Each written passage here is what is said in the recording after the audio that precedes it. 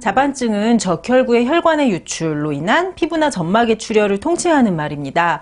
대표적인 증상이 피부에 점상 출혈 혹은 반상 출혈이 나타나는 거죠. 그리고 피부에 붉은색, 자색 이런 변화가 나타나는 질환을 통칭하는 말이 자반증이라고 생각하시면 됩니다. 가장 흔한 타입의 자반증은요, 보통 알레르기성 자반증이라고 얘기하는 회노우셜라인 자반증이죠. 과민성 혈관염이라고도 이야기합니다. 원인 불명의 혈관의 염증으로 인해 피부에 자반, 색의 변화가 나타나는 질환이고요. 복통, 관절통, 혈뇨 등이 동반될 수도 있는 것이 특징입니다. 회노우셜라인 자반증, 알레르기성 자반증의 서양의학적인 원인은 불명이죠. 그래서 급성이나 단기적으로 진행되는 회노우셜라인 자반증은 보통 상기도의 염증, 감기 같은 질환이 오래되면서 혈관에 염증이 생겼다고도 얘기하고요. 하지만 이런 자반증이 만성화되거나 장기화 혹은 이제 재발을 반복할 때는 특별한 원인을 찾지 못하면서 최근에는 자가면역 질환의 범주에서 이제 생각을 하고 있습니다. 자가면역 반응으로 원인 불명의 염증이 혈관에 반복되는 것이 이제 자반증이라고 보는 거죠. 면역이란 우리 몸의 방어 체계입니다.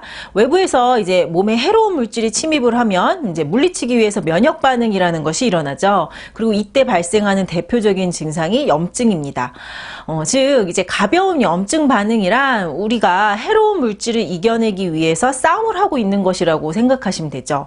하지만 자가면역 질환이라는 것은요, 면역 시스템에 이상이 생겨서 이제 해로운 물질이 이제 몸에 들어오지도 않았는데도 끊임없이 면역 반응을 일으키는 것. 그래서 우리 몸의 장기나 조직을 공격을 하는 것. 이것을 자가면역 질환이라고 합니다. 오늘은 그래서 진료실에서 흔히 볼 수 있는 자반증하고 연관된 자가면역 질환을 한번 얘기해 볼까 하는데요. 첫 번째로 이제 특발성 혈소판 감소증, ITP라고 보통 하죠.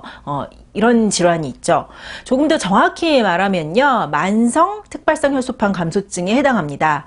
이제 만성적으로 혈소판이 원인 불명으로 파괴되면서 혈소판이 감소되는 질환을 일컫는데, 혈소판이란 우리 몸에서 지혈 기능을 담당하기 때문에요, 혈소판이 파괴되고 감소하게 되면 피부라든지 점막이라든지 몸의 곳곳에 출혈이 나게 됩니다. 피부 점막뿐 아니라 신체 곳곳에 이제 출혈이 동반되기 때문에 코피가 난다거나 양치질할 때 피가 난다거나 생리량이 너무 많다거나 하는 이제 다양한 증상이 나타나는 것, 그러면서 피부에 붉은 반점, 자반증이 동반되는 것이 이제 만성적 특발성 혈소판 감소증의 특징입니다. 그리고 진료실에서 자주 볼 수 있는 자반증과 연관된 자가면역 질환 두 번째로는요, 궤양성 대장염이 있습니다. 궤양성 대장염이란 이제 대장에 만성적인 염증 혹은 궤양이 발생하는 질환입니다. 대표적인 증상으로 설사를 반복하거나 혈변이 나오고 점액변이 나오고 복통이 자주 발생하는 것, 이런 것들이 있죠. 진단은 대장 내시경이나 혹은 복부 초음파 혹은 CT 등을 통해서 대장 조직의 변화를 보고 진단을 하게 되는데, 이런 궤양성 대장염 또한 이제 원인 불명의 염증이 대장 점막에 반복되는 질환, 자가면역 질환으로 보통 일컫죠. 그리고 이런 염증 반응이 혈관이나 관절 등에 함께 침범하게 되면 피부에 붉은 반점이라든지 관절염 등이 동반되기도 합니다. 간혹 이제 알레르기성 자반증, 회노우셜라인 자반증에 복부 장기에 이제 자반증이 침범하면서 혈변이 나타나기도 하기 때문에요. 만약 이제 혈변과 자반증이 동반된다면 궤양성 대장염의 소인을 가진 환자가 피부에 자반이 발생하는 것인지, 아니면 이제 알레르기성 자반증, 회노우셜라인 자반증으로 혈뇨나 혈변이 발생하는 것인지를 좀 분별하는 것이 필요합니다. 진료실에서 자주 볼 수 있는 자반증과 연관된 자가면역 질환 또 하나로는 베체트병이 있죠. 베체트병이란 피부, 위장관, 중추신경계, 관절, 심장 등등 다양한 장기에 침범을 하는 만성 염증성 질환입니다. 염증 침범 부위에 따라 구내염, 아니면 구강의 궤양, 음부의 궤양부터 관절염, 안구 증상 등등 다양한 증상이 발생합니다.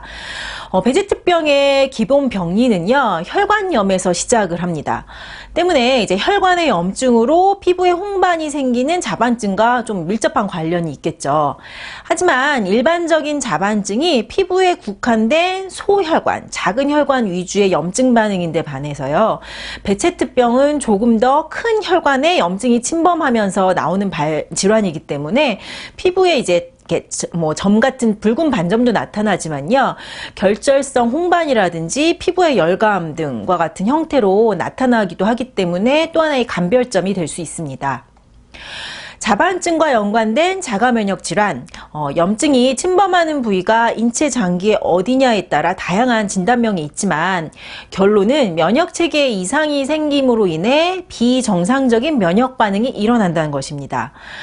무언가 면역체계가 정상화되는 것, 회복되는 것이 중요할 것 같죠. 하지만 이제 서양의학적으로는 이런 면역 기능을 회복한다라는 치료 방법은 없기 때문에 다양한 자가면역 질환 대부분의 이제 염증으로 발생하는 증상에 따른 대충 치료, 예를 들자면 관절통이 생기면 관절통을 감소시킬 수 있는 소염 진통제를 복용한다든지요. 이러면서 스테로이드나 면역 억제제를 기본으로 면역 반응 자체가 일어나지 않도록 조절하는 것을 치료 원칙으로 합니다. 그런데요, 자가면역 질환이라는 것이 면역 기능에 문제가 생겨서 발생하는 질환인데 스테로이드를 비롯한 면역 억제제를 이제 처방을 함으로써 면역 반응, 기능 자체가 일어나지 않도록 억누르는 것이 옳은 방법인지는 생각해 볼 필요가 있을 것 같습니다. 자가면역 반응으로 염증, 통증의 증상을 완화시키는 데는요, 서양의학적인 치료 방법이 장점이 있죠. 하지만 면역 체계가 이제 스스로 자체적으로 회복이 되고 이런 이상 면역 반응 자체가 근본적으로 일어나지 않게 하는 데는 한의학적인 치료 관점이 반드시 필요합니다. 만성적인 자반증, 그리고 이제 자반증과 연관된 다양한 자가면역 질환들, 체질에 따라서요, 맞춤 치료를 하는 피부호흡 건강법이 필요합니다.